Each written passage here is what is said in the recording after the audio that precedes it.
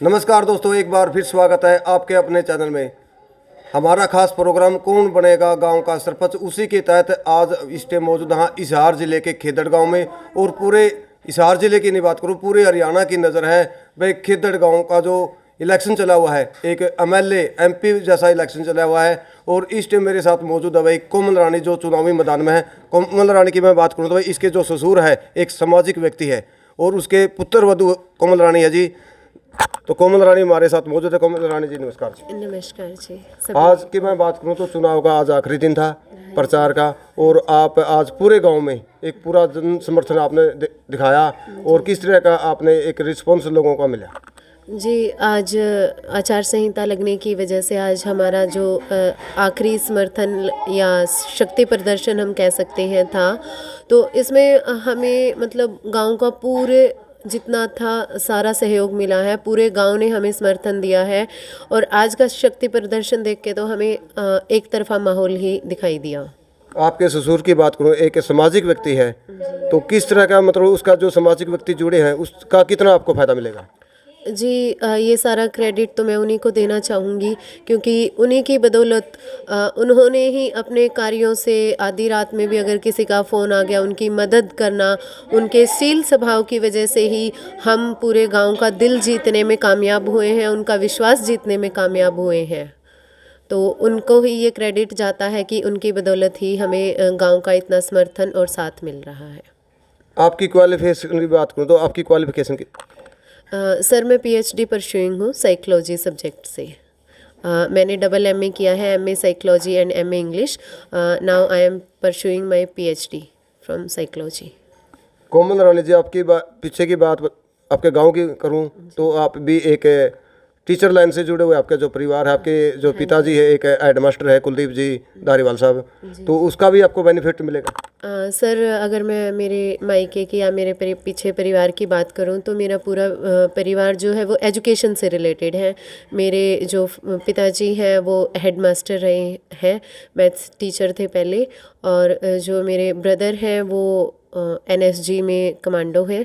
सो मेरे पीछे परिवार में तो हम पॉलिटिक्स में नहीं थे। यहाँ आने के बाद इनसे जुड़ने का मौका मिला, तो ये भी एक अच्छा एक्सपीरियंस है, क्योंकि लोगों की मदद करना, सोशली काम करना भी एक बहुत अच्छा अवसर है लोगों से जुड़ने का और उनकी हेल्प करने का। मैं बताना चाहूँगी कि जैसे मैं गांव में कभी नहीं रही हूँ। मैं बरवाला रहते हैं हम पिछले 20 सालों से, और उसके बाद मेरी एजुकेशन दिल्ली से हुई है, हिसार से हुई है। लेकिन जितने भी यहाँ पे मेरे नॉन हैं, जान पहचान के हैं, वो मेरे दादाजी और पिताजी की वजह से ही है। अगर मैं खेदड़ गांव की भी बात करूँ तो आधे से ज़्यादा खेदड़ गांव तो जी मुझे बेटी मानता है, क्योंकि मेरे पिताजी जो है एजुकेशन में रहे हैं। उन्होंने मोस्टली गांव के जान पहचान है उनकी, कुछ टीचर्स की वजह से कुछ बच्चे जो हैं उनसे पढ़े हुए हैं। तो यहाँ पे मुझे दोनों तरफा माहौल और दोनों तरफा प्यार मिल रहा है, बहू के तौर पे भी और बेटी के तौर पे भी। कोमल जी, हरियाणा सरकार ने जो 50% आरक्षण महिलाओं को दिया है, अगर आपको एक मौका मिलता है सरपंच बनने का तो उसमें आपकी क्या भूमिका होगी? आप जो अगर मौका मिला है सरपंच का, तो जो आप जो प्रशासनिक जो कार्य आप देखोगे या आपके ससुर जी? जी, ऐसा है, जैसे महिलाओं को सरकार ने इसीलिए मौका दिया है कि विमेन एम्पावरमेंट आए, महिलाएं आगे बढ़ें। तो जैसे सामाजिक काम है, हमारे पंचायतों में जाना है या कुछ बड़े फैसले करना है, उनका अनुभव एक अनुभवी व्यक्ति ही करे तो ज़्यादा अच्छा रिजल्ट आएगा। तो वो मैं अपने पिताजी के लिए ही कहना चाहूँगी कि उन्हें वो ही संभालेंगे इस काम को। तो लेकिन जो प्रशासनिक काम है हमारे, जो वीडियो वगैरह के हैं या जो नए हमारे एजेंडे हैं, उनको मैं अपने लेवल पे करना चाहूँगी। पहले की बात करूँ तो जो पहले जो महिला सरपंच बनती थी, या तो उनके जो पति होते थे या उनके जो ससुर होते थे वो संभालते थे। जी जी सर, पहले में और अब में बहुत सी चेंजेस आए हैं। पहले महिलाएं एजुकेटेड भी कम होती थी, बाहर भी उन्हें नहीं निकलने दिया जाता था। लेकिन आजकल की महिलाओं की मैं बात करूं तो उन्हें बाहर की काफ़ी नॉलेज है, बाहर जाती हैं, खुद के पैरों पे इंडिपेंडेंट है। तो आजकल वो समस्याएं नहीं आती। महिलाएं खुद सारे फैसले लेने में, सारे प्रॉब्लम सोल्व करने में इंडिपेंडेंट है।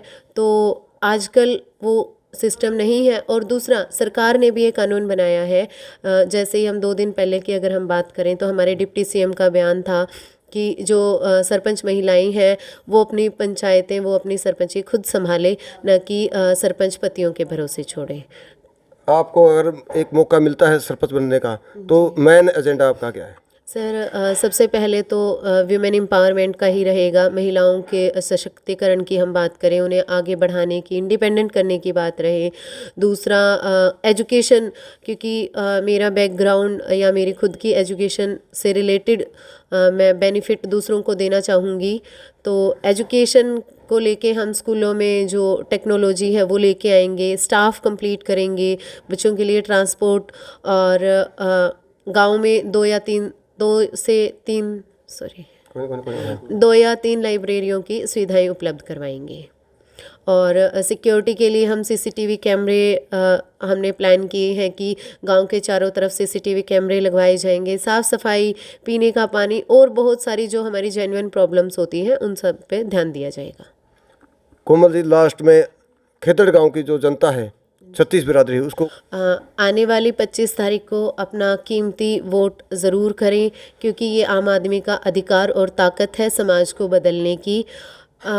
25 तारीख को ज़्यादा से ज़्यादा संख्या में साइकिल का बटन दबाएं और हमें आपकी सेवा करने का एक मौका ज़रूर दें।